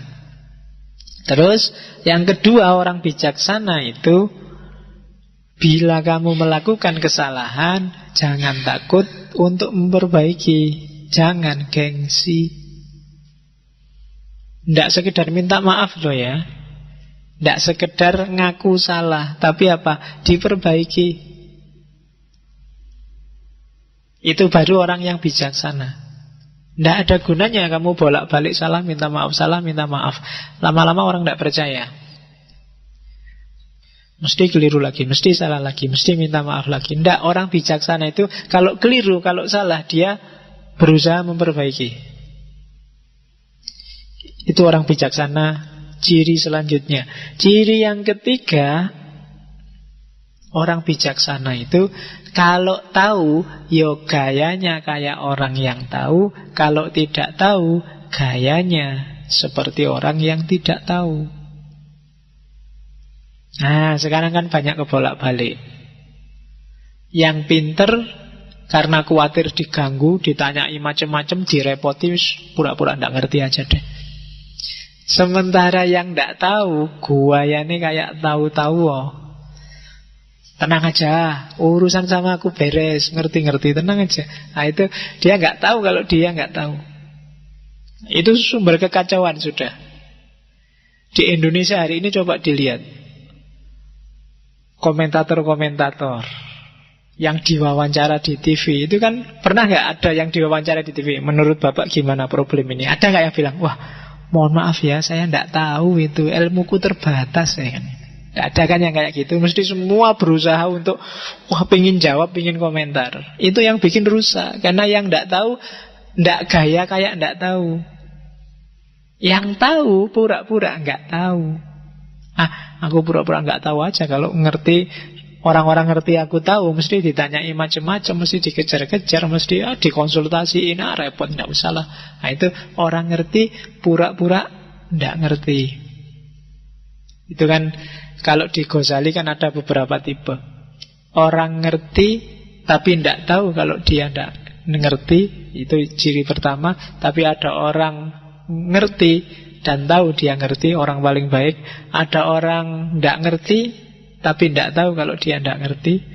Ada orang tidak ngerti dan tahu kalau dia ngerti. Itu kalau di Ghazali ada 4. Kalau orang pinter tapi nggak sadar kalau dia pinter, itu kayak orang tidur tinggal dibangunkan. Ayolah, kamu bisa kok, kamu ngerti kok, kamu tidak pede aja. Sebenarnya kamu sudah ngerti. Itu orang ngerti tapi dia nggak tahu kalau dia nggak ngerti. Yang paling bahaya itu yang terakhir, orang nggak ngerti tapi nggak tahu kalau dia nggak ngerti. Bodoh tapi merasa pinter. Wah, rusak itu dunia sudah. Ya kan? Orang bijaksana adalah orang yang tahu bahwa dia tidak tahu. Katanya Sokrates kan gitu. Jadi justru ciri orang bijaksana adalah yang tahu batas pengetahuannya. Aku ngerti sih, ngertiku cuma sampai segini. Dan luasnya ilmu itu masih banyak yang saya nggak tahu. Itu orang bijaksana. Orang semakin pinter biasanya semakin bijaksana. Kenapa sih ada istilah filsafat padi, semakin pinter orang semakin menunduk? Menunduknya orang pinter itu bukan karena semata-mata acting rendah hati dan rendah diri, enggak. Tapi karena dia semakin sadar bahwa ternyata masih sangat luas yang aku enggak ngerti. Berarti dia semakin pinter. Tapi semakin kamu merasa pinter dan merasa canggih itu menunjukkan sebenarnya semakin gak pinter kamu. Orang semakin luas wawasannya, semakin, oh iya ya, ternyata banyak yang aku gak ngerti. Mungkin kemarin kamu belajar filsafat karena gak terlalu banyak ngertinya filsafat, ya paling orang-orang itu pikiran-pikirannya kayak gitu aja. Tapi begitu sampai ke season sekian, seri sekian, kamu luas ternyata, macam-macam isinya filsafat itu. Semakin kamu agak-agak minder gimana, wah berarti aku selama ini gak ngerti apa-apa. Sampai detik ini juga mungkin aku gak ngerti apa-apa, masih semakin menunduk. Tapi semakin kamu ngangkat kepala, merasa bisa, semakin menunjukkan sebenarnya kamu sempit. Nah itu makanya ada istilah filsafat padi. Hati-hati menata hatimu sendiri. Oke. Yang selanjutnya, cirinya orang bijaksana, orang yang manusiawi, yang ren, suka cinta kasih, tapi tidak suka belajar, maka dia akan punya cacat bodoh. Orang yang suka kebijaksanaan, tapi tidak suka belajar, maka dia akan punya cacat kacau, bingung. Nah itu diingat-ingat. Jadi orang harus belajar. Orang yang baik hati, orang yang ren, tapi gak mau belajar, maka dia akan tampak sebagai orang bodoh. Orang yang bijaksana, cendekiawan, orang yang diposisikan sebagai elit pinter, agamawan, mahasiswa, kok gak mau belajar, maka dia akan tampil sebagai orang bingung, tidak jelas. Maka kuncinya orang bijaksana yang terakhir, dia harus mau belajar kepada siapapun, tentang apapun, tidak milih-milih. Ngaji apapun, kalau ada waktu ya ikut, kecuali ada halangan. Saya mohon maaf Pak, nggak datang, ada halangan. Kenapa? Mood saya sedang jelek. Alasanmu yang paling banyak kan itu sebenarnya, mood saya jelek. Ngaji itu tidak butuh mood. Jadi tidak usah peduli mood loh. Semuanya jalan aja. Kalau memang ada waktu luang, tidak ada halangan, jalan aja. Itu kebijaksanaan. Selanjutnya layak dipercaya. Itu kuncinya. Kamu harus tampil sebagai orang yang sidik, bisa dipercaya. Kalau enggak, apalagi tidak ada orang yang bisa dipercaya di tengah masyarakat, masyarakat akan rusak. Konfusius pernah ditanya, syaratnya negara jaya itu apa? Katanya Konfusius, cirinya 3. Makan harus cukup, persenjataan cukup, dan ada kepercayaan dari rakyat. Terus ada yang tanya lagi, dari 3 itu kalau ada 1 yang dikurangi apa? Yo persenjataan lah. Nggak ada senjata, nggak ada militer juga mungkin tidak apa-apa. Yang penting orang masih bisa makan dan rakyat percaya. Kalau hilang semua, yang minimal ada 1 aja apa? Yo kalau semua nggak ada, paling tidak harus ada kepercayaan masyarakat. Kalau yang 1 ini hilang, bubar. Nggak harus negara. Ngaji ini aja, level RT aja, level takmir aja, kalau tidak ada yang layak dipercaya dan masing-masing saling tidak percaya, saat itu juga akan bubar organisasi sosial. Kamu tidak percaya padaku, aku tidak percaya padamu, minggu depan gak akan ada yang berangkat. Opo ngaji cuma gitu aja, tidak sama mangkat. Saya juga gitu. Alah mahasiswa dikasih tiap hari ngaji ya ora iso-iso. Rasa mangkat. Lah padha ora percaya nih ndak aja ngaji sudah bubar, enggak jalan. Kalau aku ndak percaya bahwa kamu paham yang tak omongkan, mungkin aku males. Besok enggak usah ngaji lagi. Kamu juga gitu. Kalau kamu nggak percaya bahwa aku bisa ngasih kamu sesuatu, kamu juga nggak berangkat. Kita ada di sini karena kita saling percaya dan memang bisa dipercaya. Itu fondasinya masyarakat. Kalau kamu sudah tidak percaya sama presiden dan presiden juga tidak percaya sama kamu, tinggal nunggu waktu. Cepet. Jadi gampang. untuk membubarkan dunia sosial itu tinggal dibubarkan saling percaya.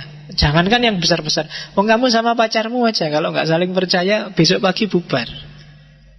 Ayo tadi malam sama siapa? Ya, mesti gitu kan, nggak percaya. Tidur mas, Anda nggak percaya aku tidur. Buktinya Facebooknya kok nyala terus misalnya. Chattingan sama siapa tadi malam kan mesti gitu. Kenapa nggak saling percaya? Oke. Dan yang kesekian Tianmeng, takdir. Jadi setiap orang, kenapa sih tadi disuruh reification of names, disuruh memperjelas nama, disuruh menegaskan identitas dan apa yang harus kamu lakukan? Karena setiap orang punya jalannya sendiri. Biasanya orang tidak berjalan di jalurnya karena dia tidak menerima takdirnya. Kenapa kok ada kayak tadi macam-macam? Tani gayane kayak bos, yang bos gayane kayak pejabat. Itu karena dia tidak percaya dengan jalannya sendiri, tidak percaya dengan takdir, jalan langit yang ditetapkan untuk dirinya, fate. Jadi kehendak Tuhan. Tianmeng itu makna harafiahnya bisa kehendak Tuhan atau mandat dari Tuhan. Kamu jadi mahasiswa, jadi kakak, jadi anak, jadi saudara, jadi teman, itu sudah jalan yang digariskan oleh Allah, oleh Tuhan, oleh Tian, oleh langit. Maka bereskan jalan yang sudah digariskan itu. Kamu gak usah nyeleweng nyari jalan yang lain. Jalanmu sudah itu. Nah kalau kamu gak melakukan itu, emangnya siapa yang melakukan? Skripsi itu sudah jalanmu, wong kamu mahasiswa. Kalau ndak mbok garap-garap, emangnya sopo sing ngarep-garap ke? Nunggu apa lagi? Kan gitu. Jadi terimalah takdirmu untuk nggarap skripsi, terimalah takdirmu untuk ujian, terimalah takdirmu untuk nggarap tesis, nggarap disertasi. Kenapa? Itu sudah jalanmu. Karena kamu punya identitas jadi mahasiswa. Itu loh. Nggak usah dilawan. Karena kamu laki-laki dan muslim, maka kamu punya takdir sunat. Ya diterima aja meskipun sakit. Wong itu sudah jalannya. Arep ndak sunat piye, susah kamu nanti malahan. Ya kan? Gak enak memang sunat itu, tapi ya dalane kuwi piye neh. Gitu loh. Hidup itu harus kayak gitu katanya Konfusius. Kamu ngerti jalanmu dan tegaslah di situ, reification of names. Kalau enggak, ya mesti tatanan jadi rusak. Yang pelawak ya wis ndagerlah, bikin orang tertawa, terhibur, selesai. Lah kalau pelawak banting setir dadi kiai, lah umat yang butuh nasihat akhirnya cuma bisa ketawa, nggak dapat apa-apa. Gitu loh. Yang kiainya jadi DPR, lah rusak kabeh, ndak karu-karuan. Jadi masing-masing punya jalan tapi golek jalan dewe-dewe, ndak jelas. Tianmeng. Percayalah dengan takdir. Jadi percaya takdir itu tidak sekedar terus semua ditentukan oleh Allah, oleh Tuhan, selesai. Tidak, tapi reification of names. Semua yang kamu alami, faktisitas, fakta-fakta hidupmu itu kan jalan. Kayak di Tau kemarin. Tetapi di situ, jalanlah di situ, tegaskan di situ sesuai jalanmu. Nah, orang yang bisa melakukan semua yang di atas tadi namanya Junzi. Manusia budiman. Ya. Manusia yang berbudi. Ini khas, mungkin serapan dari bahasa Inggris. Budiman, temannya Superman, Batman, Spiderman. Ya. Loh iya kan? Superman manusia super, Batman manusia kelelawar. Nah, Budiman itu manusia budi. Okay. Kalau di Tiongkok disebut Junzi. Jadi ini orang yang Yaitu terjemahannya saya agak susah, jadi manusia yang budiman, berbudi, susilawan, punya tata susila. Ya, susila. SBY itu susilawan. Ya, Susila Bambang Yudayana. Terus orang yang luhur, orang yang agung, orang yang bijaksana, itu Junzi. Di banyak sekali kitab-kitabnya Konfusius ada identifikasi Junzi. Junzi itu orang yang memegangi kebenaran sebagai dasar hidupnya. Tata krama kesusilaan sebagai pedoman perbuatannya. Mengalah dalam pergaulan dan menyempurnakan diri dengan sikap dapat dipercaya. Itu Junzi. Atau ada lagi dia bilang, seorang Junzi menuntut dirinya sendiri, sementara orang yang rendah budi menuntut orang lain. Lawannya Junzi itu Sioren. Jadi orang kecil. Kalau Junzi itu orang besar, orang agung. Kalau Sioren itu orang remeh. Nah, orang besar itu yang dituntut selalu dirinya sendiri untuk lebih baik. Sementara orang kecil itu selalu menyalah-nyalahkan orang lain, menuntut orang lain. Jadi, kamu ingin jadi orang besar apa orang kecil, tergantung sikapmu. Kamu lebih suka menuntut dirimu, aku bener nggak, sesat nggak, keliru nggak, ke diri, bukan ke yang lain. Itu Junzi. Terus seorang Junzi bukan alat, karena dia adalah aktor, pelaku. Junzi mengutamakan kepentingan umum, bukan kelompok. Bukan mazhabnya, bukan alirannya, tapi kepentingan bersama semua anggota masyarakat. Terus Junzi mau berlomba, tapi tidak mau berebut. Itu dalam kalau dibahas. Mau berkumpul tapi tidak mau berkomplot. Ya kan? Mau berlomba itu ya setiap orang harus semakin maju, semakin maju, semakin maju, semakin baik. Kalau lomba itu jajar terus pingin lebih maju dari yang lain. Kalau berebut itu tidak jajar tapi tabrakan. Kalau rebutan itu kan sudah jadi gerakannya kacau. Tapi kalau berlomba itu gerakannya pasti maju.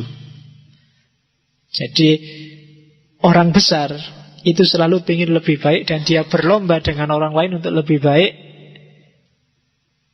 tapi tidak mau rebutan dalam hal apapun. Terus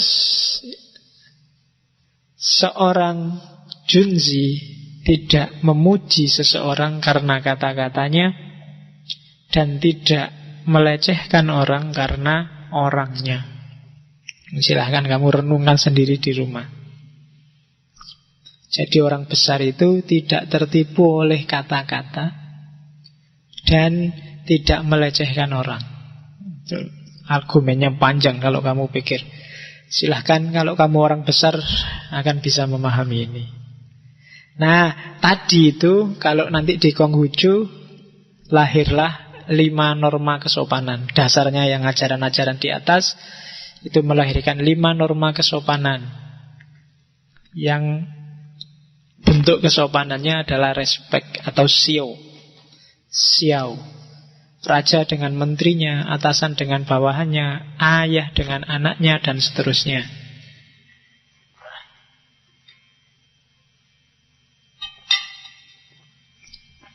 Oke, terus 8 prinsip belajar. Saya masukkan karena mungkin ada yang ingin tahu. Gimana sih urut-urutan cara belajar? Yang pertama, belajar hakikat segala sesuatu. Prinsip-prinsip belajar.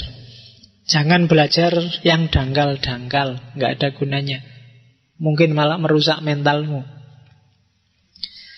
Jadi yang dangkal-dangkal itu yang artifisial, yang pinggiran. Nggak usah belajar pacaran, buat apa? Kan ada yang kemarin heboh buku, saatnya belajar pacaran. Ngapain pacaran aja dipelajari? Wong nggak usah aja kamu sudah ahli. Iya kan? Jadi buang-buang waktu, dangkal. Belajar yang esensial, yang hakiki. Jangan yang artifisial. Terus prinsip belajar yang kedua, jujur. Dengan jujur kamu bisa ngukur kapasitasmu. Kenapa kamu nggak boleh nggak jujur? Nanti orang nggak bisa ngukur. Nggak apa-apa dikasih nilai E sama dosennya. Kalau memang itu jujur, ternyata memang aku belum bisa. Daripada Pak mbok saya dikasih A terus dikasih A bener, akhirnya kamu sendiri salah identifikasi dirimu. Kamu anggap kamu memang kualitasnya A padahal E. Jadi belajar juga harus jujur. Biar kamu ngerti level ilmumu itu 60, 50 apa 100. Kalau enggak, mengacaukan sendiri konstruksi kepintaranmu. Orang juga akan susah identifikasi kamu. Bahkan sering-sering kamu sendiri juga tertipu. Jangan seneng-seneng dengan dosen yang nilainya murah atau nilainya pelit. Yang biasa-biasa aja. Dosen yang sangat murah mungkin rada dikoreksi pokoknya 3 A. Itu mesti dosennya sendiri nggak jujur. Dan itu bikin kamu nggak bisa ngukur kemampuanmu. Apa memang kamu sudah bisa benar kok bijimu A? Jadi, makanya orang Jawa kan menyebutnya tidak sekedar nilai, tapi biji. Jadi biji itu kan semacam benih. Kalau benihnya aja sudah nggak jujur, sudah rusak, nanti tumbuhnya juga akan rusak. Oke ya, biji. Oke, terus belajar berarti kamu harus siap mengubah pikiranmu. Jangan kaku. Belajar berarti kamu siap diubah. Jadi jangan belajar hanya sekedar nambah informasi. Belajar harus punya fungsi transformatif, reformatif. Jadi orang yang semakin baik, semakin baik. Semakin tambah ilmumu, kamu harus semakin meningkat kualitas kemanusiaanmu. Itu yang ketiga. Belajar berarti yang keempat, membina diri sendiri. Kalau 1, 2, 3, 4 sudah beres, maka belajarmu harus juga punya fungsi membereskan keluarga. Keluarga itu ya bisa formal, ayah, bapak, ibu, adik, atau lingkungan sekelilingmu. Sampai kalau lingkungan sekelilingmu beres dan setiap orang lingkungan sekelilingnya beres, pada akhirnya negara juga akan beres. Kalau setiap negara beres, maka akan ada dunia yang beres. Jadi berjenjang, membereskan individu, membereskan keluarga, sampai nanti negara beres dan akhirnya dunia akan beres. Oke.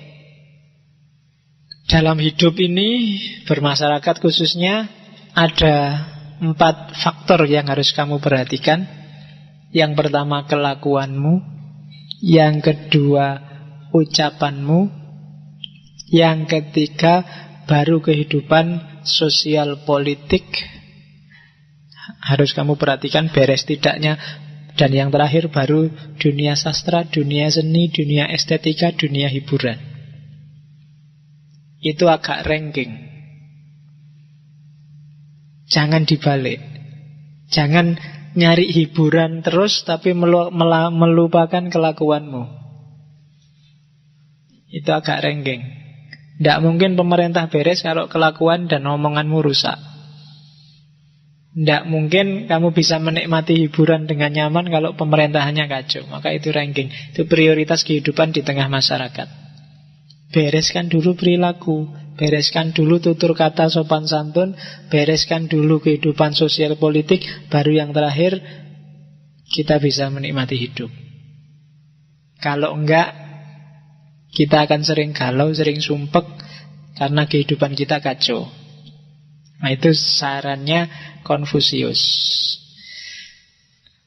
Dan Konfusius punya 8 sifat mulia. Nanti silahkan kamu baca sendiri. Ada Hao, Ti, Tiong, Sin, Li, Ji, Liam, Ti. Jadi ini kalau di Islam namanya Akhlakul Karimah. Silahkan dipelajari. Yang pertama tulus dan berbakti. Yang kedua hormat pada yang lebih tua. Yang ketiga punya watak setia. Yang keempat bisa dipercaya dan menepati janji. Yang keenam tata krama sopan santun, etiket dijaga. Yang selanjutnya solidaritas, tenggang rasa, tepo seliro. Yang selanjutnya hidup sederhana dan tidak nyeleweng. Banyak kan yang sederhana sih sederhana tapi nyeleweng. Itu yang harus diperhatikan. Jadi sederhana saja nggak cukup ya. Yang pertama-tama harus tidak nyeleweng. Pak, saya sederhana Pak. Saya hemat air. 3 hari baru mandi sekali. Saya itu namanya sederhana sih tapi sesat itu. Kasihan temenmu. Jadi liam, hidup sederhana tapi tidak nyeleweng. Terus menahan diri dari perilaku yang amoral, yang dapat merusak moralitas. Oke. Ada beberapa quotes dari Confucius. Hati-hati, ini penyakit kita. Orang yang punya ilmu, mahasiswa, dosen, ilmuwan, cendekiawan. Katanya Confucius, tahu apa yang harus dilakukan namun tidak melakukan adalah sifat seorang pengecut. Kamu harus jadi orang baik. Kamu harusnya rajin belajar. Kamu harusnya kan banyak. Kamu tahu, sangat tahu apa yang harus kamu lakukan. Tapi banyak juga yang tidak kamu lakukan. Jadi mungkin 80% perilaku kita agak pengecut. Pakai kategorinya Confucius. Tahu mana bagus, tahu mana tidak bagus. Tapi kan kita tidak menjalankan yang bagus itu. Ngaji itu bagus, kadang-kadang kita malas. Tahajud itu bagus. Masih ada yang rajin tahajud enggak? Sudah nggak aneh ya. Nah, itu kita tahu yang bagus-bagus tapi tidak jalan yang bagus-bagus itu. Oke, orang besar, orang mulia itu biasanya takut pada 3 hal. Yang pertama takut pada Tuhan dan perintahnya. Yang kedua pada alim ulama. Dan yang ketiga pada hikmah orang-orang terdahulu. Dan lawannya orang picik itu orang yang cuek terhadap perintah Tuhan, orang yang tidak menghargai alim ulama, dan orang yang melecehkan hikmah orang-orang terdahulu. Jadi orang besar, orang agung, orang mulia itu muhafadzah alal qadim. Jadi menghargai para ulama zaman dahulu. Kalau nggak ada mereka, kita tidak akan nyampe di stasiun ini hari ini. Perjalanan itu kan kayak rangkaian. Kamu bisa kayak gini kan. Banyak sekarang kan yang itu pikirannya Ghazali sudah ndeso, tidak relevan lagi, sudah. Nah kan kayak gitu banyak sekarang. Saya langsung aja ketemu Allah. Levelmu apa mau ketemu Allah langsung? Nah, jadi jangan cuek terhadap perintah Allah. Hargai para alim ulama itu tidak cuma kiai ya, orang-orang pintar, cendekiawan. Dan yang ketiga, jangan melecehkan ajaran terdahulu. Mereka adalah mutiara pada zamannya. Terus ini prinsip juga, manusialah yang bikin sistem, bukan sistem yang bikin manusia. Manusialah yang bikin sistem bagus, bukan sistem bagus yang bikin manusia. Seperti saya bilang tadi bahwa tidak ada gunanya undang-undang konstitusi bagus kalau orangnya rusak. Karena kuncinya ada di manusianya. Kemenangan sejati bukan karena kamu tidak pernah kalah, tidak pernah gagal, tapi karena kamu sanggup bangkit lagi setiap kali kamu jatuh. Itu Confucius. Tidak perlu tak jelaskan karena di Facebook kamu sering ngomong kayak gini. Ya, meskipun kamu mungkin nggak tahu sumbernya itu Confucius. Ini yang sering kamu lakukan. Katanya Confucius, kamu tidak boleh buka buku tanpa belajar sesuatu. Kita masih sering kan moco sampai ngantuk, sampai tidur, terus tidak dapat apa-apa. Harusnya setiap kali buka buku, bahkan buka Quran untuk ngaji, kita dapat sesuatu. Tidak cuma dapat capeknya. Paling tidak ya mungkin kamu ingat-ingat, atau syukur-syukur kamu catatlah, di buku ini aku dapat ini, di buku ini halaman sekian aku dapat ini. Ada sesuatu, tegaskan itu. Biar kamu tidak melakukan kesia-siaan. Buat apa buku di rakmu jajar-jajar kalau dibuka aja nggak pernah. Tapi buat apa juga dibuka kalau kamu nggak dapat apa-apa. Jadi kasih aja ke orang lain yang bisa lebih memanfaatkan itu. Lawang gitu itu lo bukunya dipinjam temanmu, nggak balik kamu masih marah-marah. Oh nggak pernah kamu buka. Mungkin temanmu lebih bisa memanfaatkan. Jadi buka bukumu, tutup botol. Buka bukumu, tutupin botolmu. Terus ya kok tiba-tiba ingat lagu tutupin botolmu itu. Ya wis ndak apa-apa, disambung lagu itu. Jadi bukalah bukumu dan tutupin botolmu, tapi dapat sesuatu. Nah, tidak, ini karena dia prinsipnya orang harus bisa dipercaya. Tidak percaya teman sendiri itu lebih memalukan daripada ditipu oleh teman. Itu mending kamu ditipu temanmu daripada kamu tidak percaya sama temanmu. Wah, itu prinsip. Jadi kalau mungkin kamu sedang uangmu habis, pingin utang ke temanmu, kamu tinggal bilang katanya Konfusius. Jadi kalau yang diutangi bilang kamu bisa bayar toh, lah percaya saja padaku lah, aku kan temanmu. Katanya Konfusius, tidak percaya teman itu lebih memalukan daripada ditipu oleh teman. Jadi kamu tak tipu tidak apa-apa, asal kamu tetap percaya padaku. Oke, itu Konfusius. Terakhir, ya. Hidup itu sebenarnya sederhana. Kita aja yang sering bikin rumit. Oh, itu panjang itu sudah. Tinggal kamu cari sendiri jerentrehannya kata-katanya Konfusius itu. Hidup itu sebenarnya simple, gampang. Rumusnya sudah jelas. Cuma kita aja yang sering bikin jelimet, bikin ruwet. Oke? Saya kira itu jam 10. Filsafat etika sosial politiknya Konfusius. Kita ketemu lagi insya Allah minggu depan di edisi terakhir filsafat Tiongkok. Kita akan ketemu dengan filsafat perangnya Sun Tzu. Oke, saya akhiri sekian. Wallahul muwaffiq, wallahu a'lam bissawab. Wassalamualaikum warahmatullahi wabarakatuh.